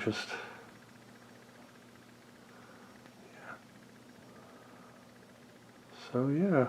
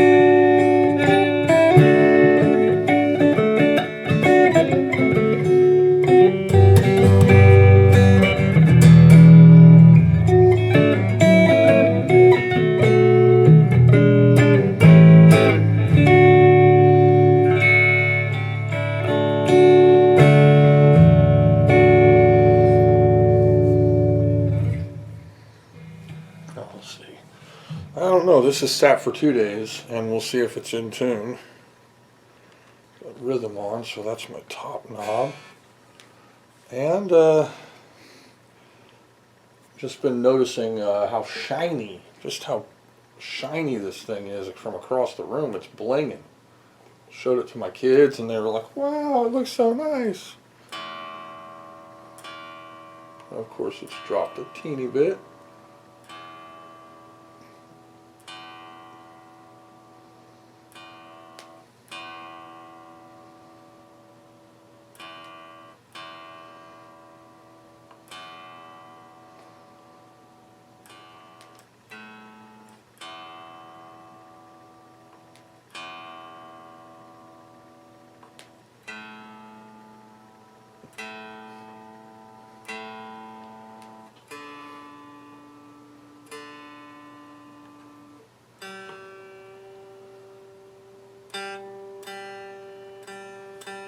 G sounds a little dead. I don't know if that's the saddle or the nut. Could be a slight bit of binding at the nut.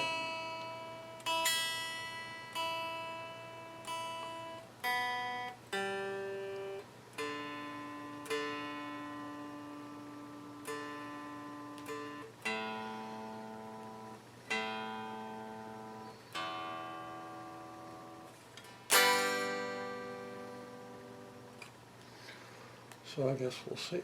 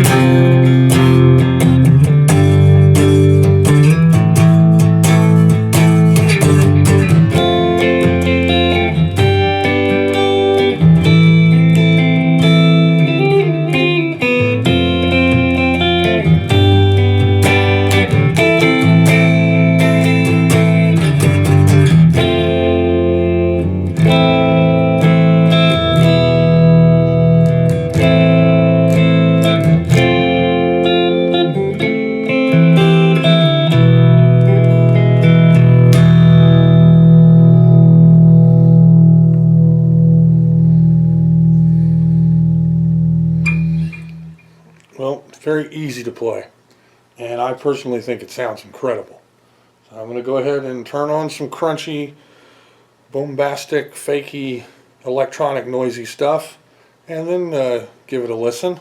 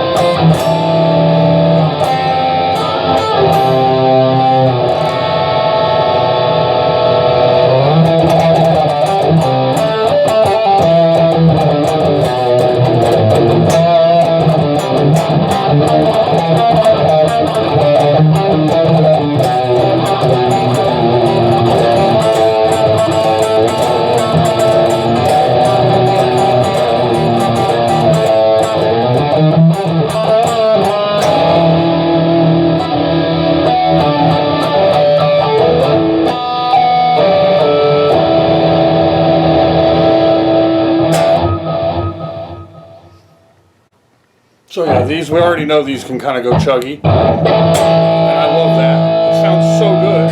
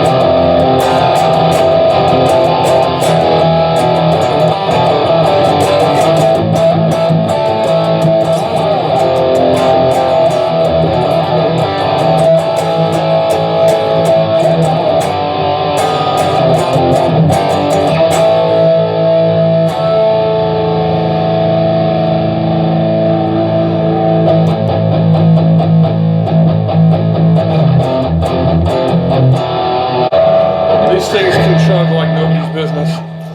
I mean, that's probably, you know, Slash, when he got out there and started wailing on one and did all those great solos and really catchy, you know, almost hypnotic level riffs and stuff, you already know these can do some pretty heavy, deep, chuggy noises. And that could just be the pups in this. It wouldn't surprise me. These are supposed to be something to do with this, you know, the Slash deal. So, you know, maybe that's it.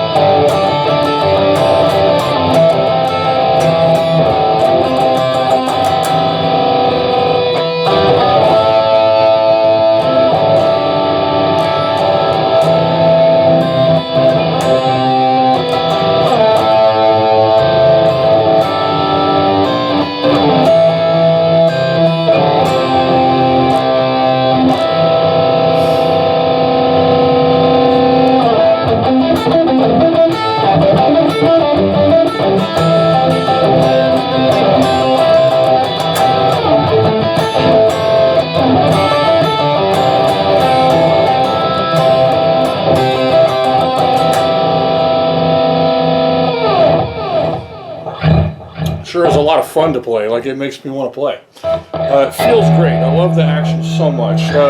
You know, and of course, when you sit down and put, you know, a day's worth of work into an instrument, it probably should sound good. You know, I mean, So yeah, and this, I'm feeling this is great. The neck is super, super smooth. No catchy, no sharp, nothing.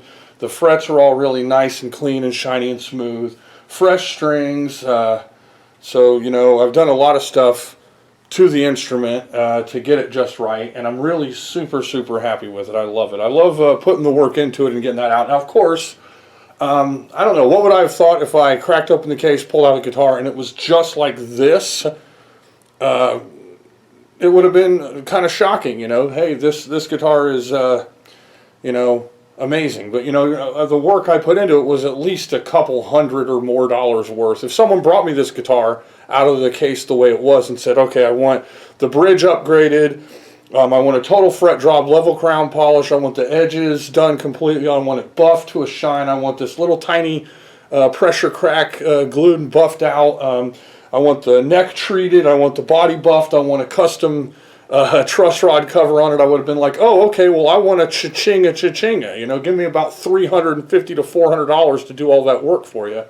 And so, yeah, this was a trade-in. Love how it sounds.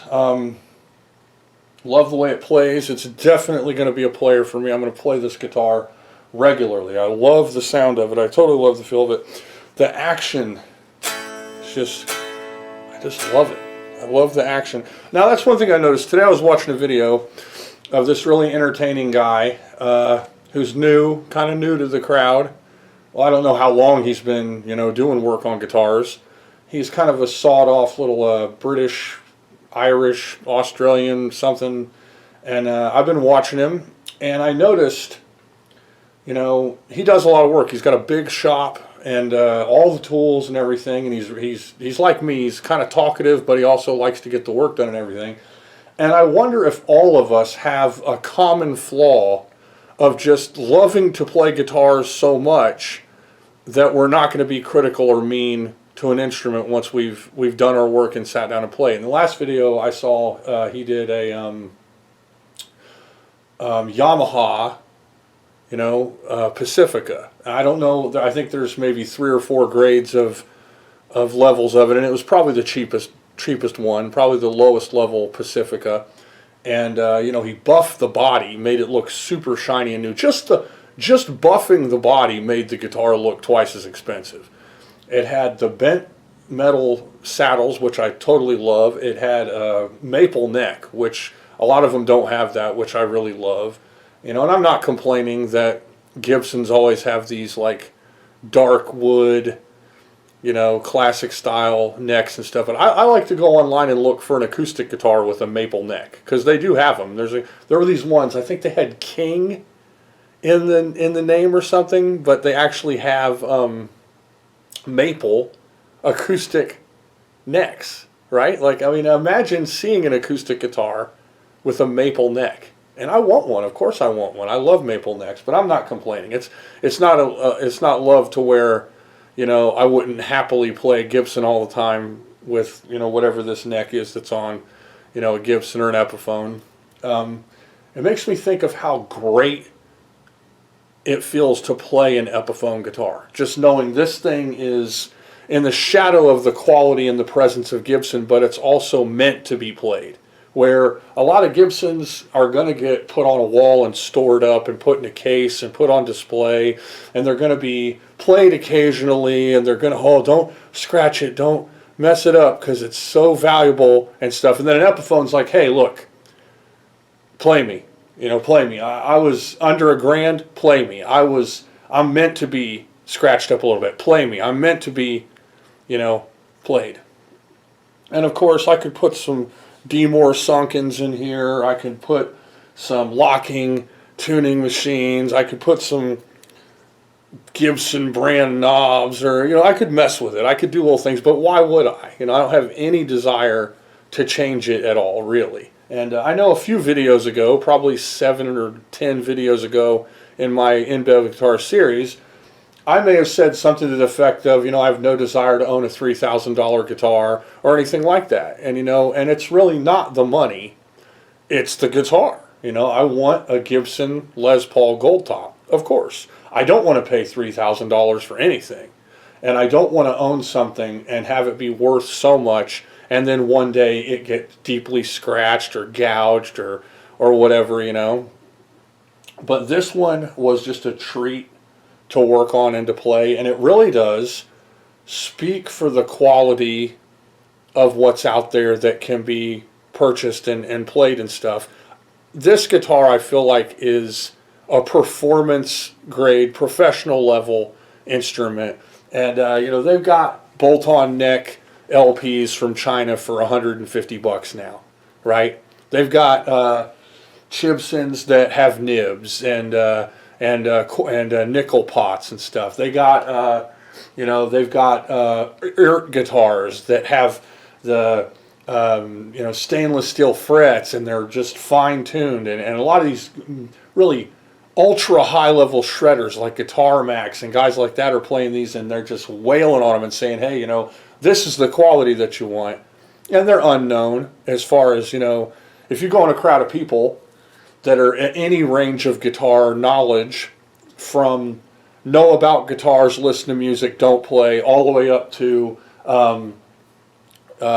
you know, pro level players and stuff, they're going to know Fender, Gibson, Ibanez, Taylor, you know, stuff like that, but they're probably not going to know Eert or Donner or any of those other reindeer that are pulling the sleigh on Christmas. You know, they're not going to know about Rudolph and his stainless steel frets, okay?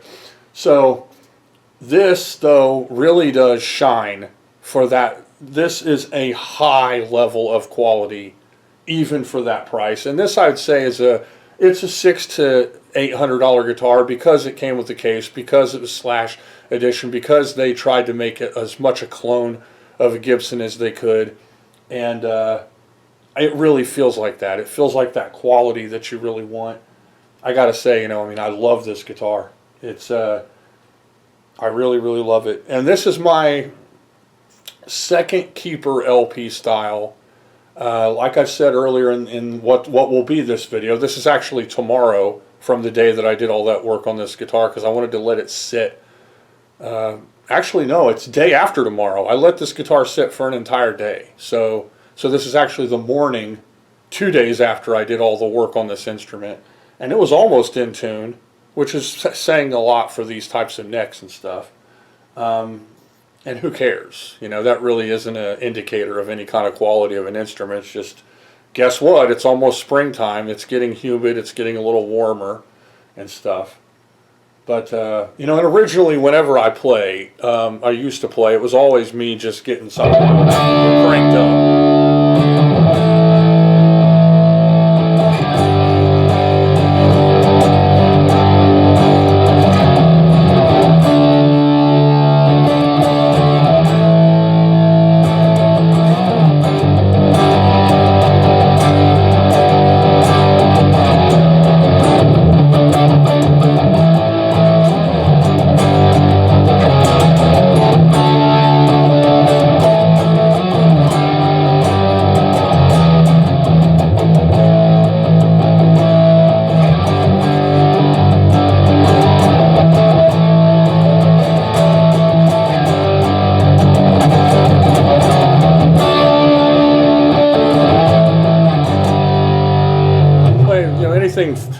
Crunch, distortion, fuzz, and stuff. And then now, as I'm getting, you know, older, I'm remembering the acoustics that I played on, and then that's foreshadowing. I'm about to do some work on an acoustic, and I want it to even help me edge further into the cleaner sounding, more natural, vibrational, source kind of sounding, born from the classical era within the instruments. And so that's not my home, though. My home is heavy laden rock metal sounding distortion and stuff, and this guitar is just at home, just as much at home with that as it is with the ringy vibrato clean, you know, compressed kind of stuff.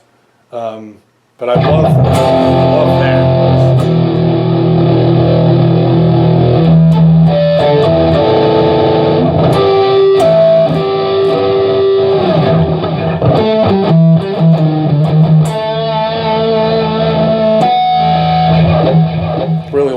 love the, and it's been a while since I played, honestly. Like I said, I burnt my thumb severely. I've been super, super sick for weeks. Been programming when I could, watching kids, cooking food, cleaning if I can, if I've got the energy. You know, the guitars have sat there just looking at me going, why? Come on, crank it up. My thumb's okay to play now. I am currently not sick, which has been nice. I got a game finished, and I'm chipping away at a new game, but it can wait a little bit, and so I actually have time to do some guitar work and to play. Next video is going to be an instrument that has a story behind it, that it's going to be very interesting. And so I'm going to actually end this video with a little bit of play on the Don't Start Wars guitar. Okay, I was checking this guitar out, and I just want to point this out. I mentioned that the LP had sat for 2 days, and it needed tuned. Everything was about a quarter step low. And then I picked this up, and I'm like, I'm going to go ahead and tune it off camera, but then I realized that's in. Okay, this one's a little tiny bit low.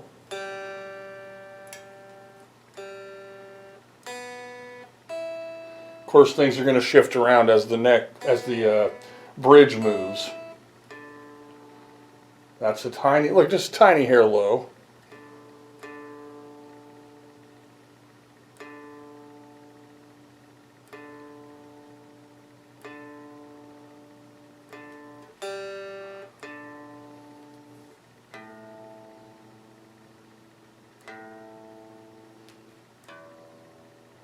My point is, this guitar sat for, a week or more, and was nearly in tune playable right off the guitar rack, even with the temperature changing from spring and everything. So yeah, it is true that the Gibson style guitars often don't stay in tune very well, and it's probably to do with that thinner, shorter neck.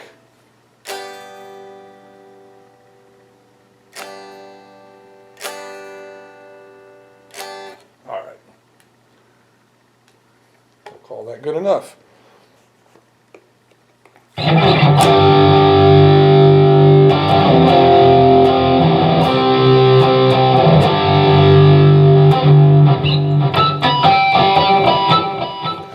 So this guitar I made, you probably have seen if you've watched any of my other videos, this instrument was a Glary GST2, and the neck was slightly twisted. I never got in agreement, in alignment with the neck. No matter how much work I did to it, it just never worked right. So I bought this Fender copy aftermarket neck, did the total fret job, put the rolling saddles on it, put the tuners that came from it, because they're pretty good tuners. Actually, I think I might have looked through all my tuners and just got the best ones of the cheap I could get. Of course, did the whole neck completely. It's still perfect. I liked the Wilkinson branded pickups, even though they're kind of cheaper pickups. This is a Wilkinson bent steel saddle with a big sustain block bridge. I really like this bridge. I installed that. So yeah, this is kind of a custom build. Custom build for me. So that's what this guitar is, and I really like it. It plays great. The action's really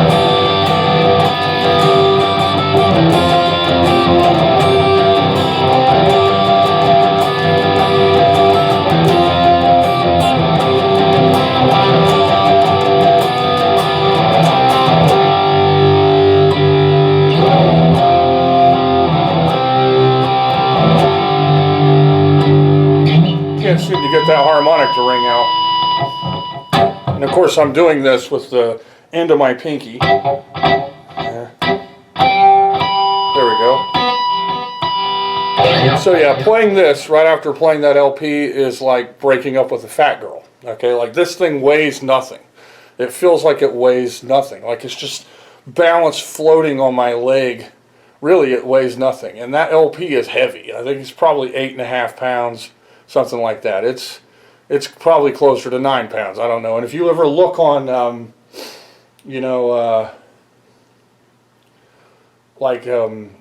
Sweetwater, where they show the actual serial numbers and they say the weight of the instruments, you'll see quite a variety. You'll see some, like, suppose you're looking like what I do at Gold Tops. You look at the Gibson LP Gold Tops, you're going to be seeing, 2.5 grand or a little over 2 grand or something. And then as you look through them, I like to look at the ones with P90s, okay? And you'll see one that says 8.2 pounds, one says 8.6 pounds, one says, oh, then there's one that's like 9 something pounds, right? So it varies. You can actually end up with a Gibson that is like over 9 pounds. And they're like a block of concrete hanging off your neck if you're standing up and playing them. And they're like a little fat kid sitting on your leg if you're playing them sitting down. They are heavy guitars. This guitar is really light, feels like a spaceship or something. And I like maple necks a lot. So.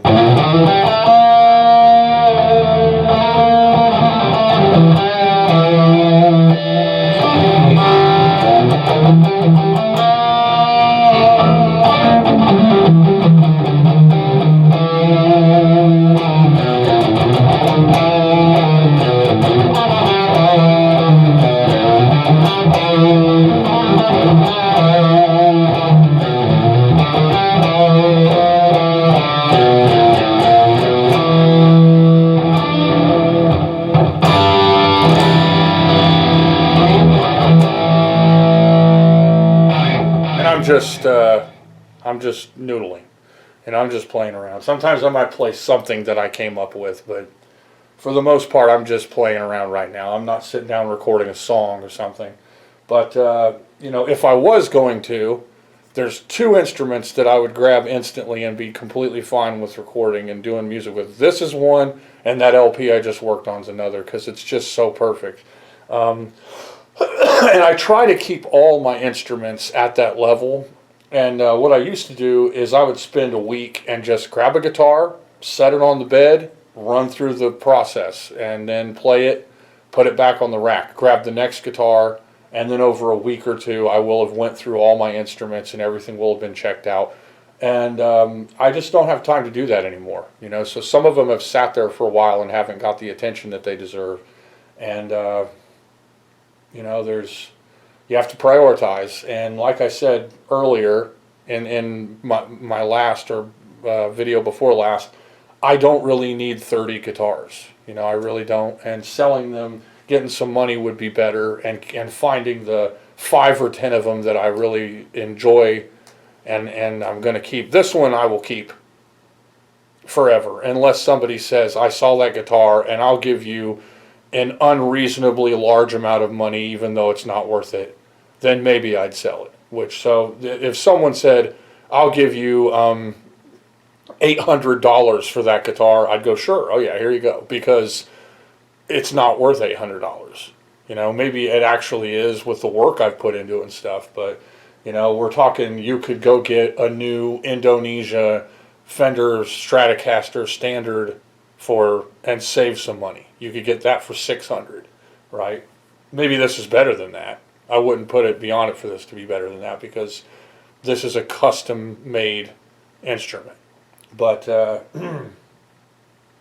my point is, I really could use to sell some of my instruments, or at least upgrade them to the degree where they're actually worth more and worth keeping for a long, long time. For instance, okay, and I'll ramble for a second on the situation. I love my guitars, okay, but most of them, present company excluded, I would happily change major components. For instance, I have some effing guitars where I love them, but if I could get a made in America Fender neck and put it on one of them, that immediately would make the instrument stellar, and it would be great because the bodies are so comparable, even better than what is available with Fender. Just with that simple upgrade, it would be a valuable instrument. Now the necks are pretty good on them. I'm not going to complain, especially my Lucky Penny. The neck on it is exceptional. But just having that Fender look and the Fender name and knowing that it's that high quality of a neck. But you know, you're going to pay $500 for a made in America Fender neck or more. You might pay $700 or something to get that level of quality.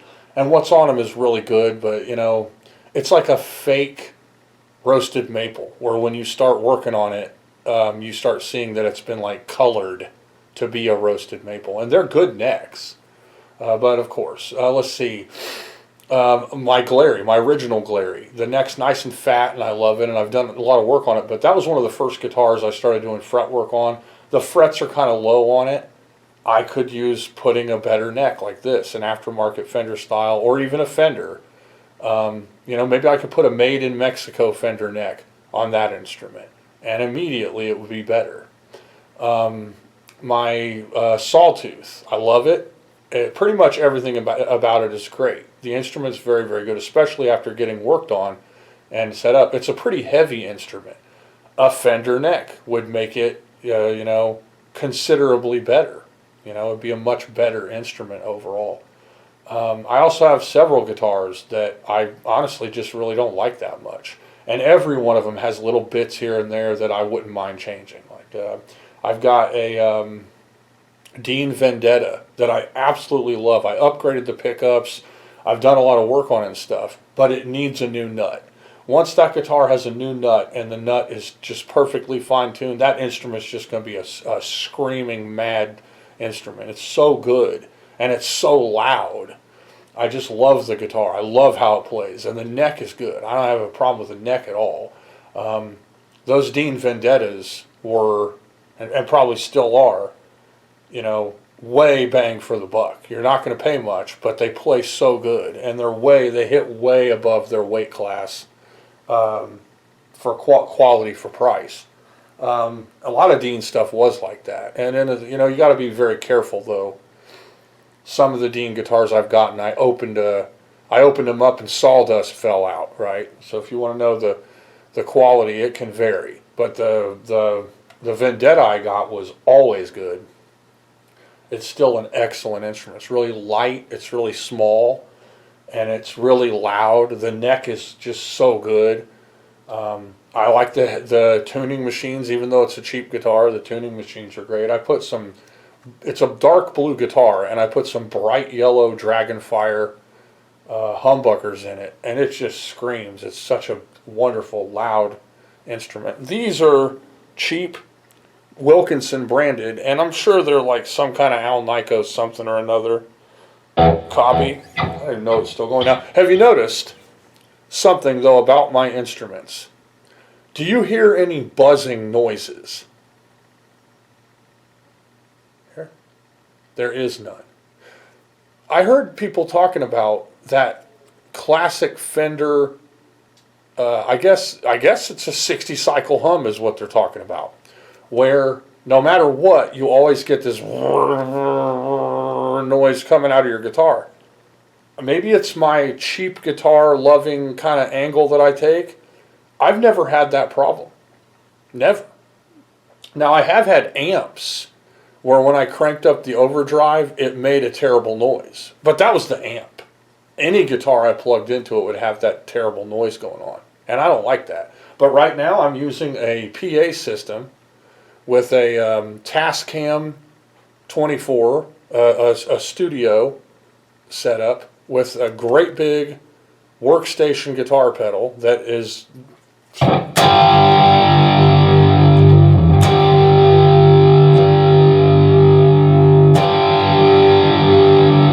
that's the stock solo distortion setting. It's amazing. It has amazing presets. All metal, made in the USA.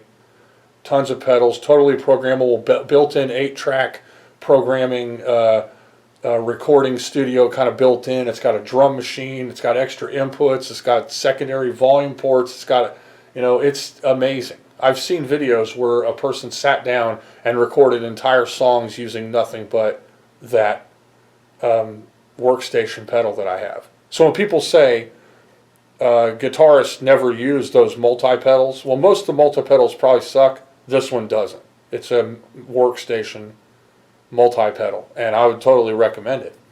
And I'm using it through an EMB mixer. So, whatever loudness, buzz, noises and stuff are supposed to come from these guitars, I don't have that problem. When I strum it, silence. There is no buzz noise going on. Maybe it's just my pickups are weak or something. I don't know.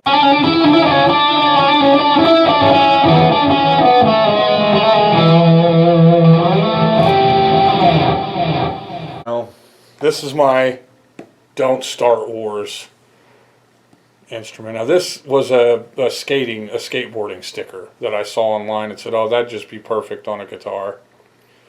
And I'm thinking if I do a Star Wars copy Atari game, I've been working on graphics, like what would it be like to have the three color sprites that I make in an Atari game, right? And then I did like C-3PO and R2-D2 and a Stormtrooper and stuff like that. And I thought, well, what would I call that game? Don't Start Wars. That's perfect. And have it be don't star and then have T be lowercase wars. So that the two words that stand out are Star Wars, but then it says Don't Start Wars. I thought that was a great one. So yeah, I love this guitar so much. And because I made it, you put a lot of work into something, and even if it isn't the greatest thing ever, you'll find yourself kind of falling in love with it. And I put a lot of work into this one. I put the whole deal into the Epiphone, and it's completely amazing now. I take the Pepsi challenge with that Epiphone with any LP, especially that new bridge on it. The bridge is excellent. Anybody who tolerated this video this long, thanks. And there's going to be more In Bed with Guitars videos. And, like, comment, subscribe, follow, chat, talk, comment, whatever. Pray. Pray for me, Have a great one.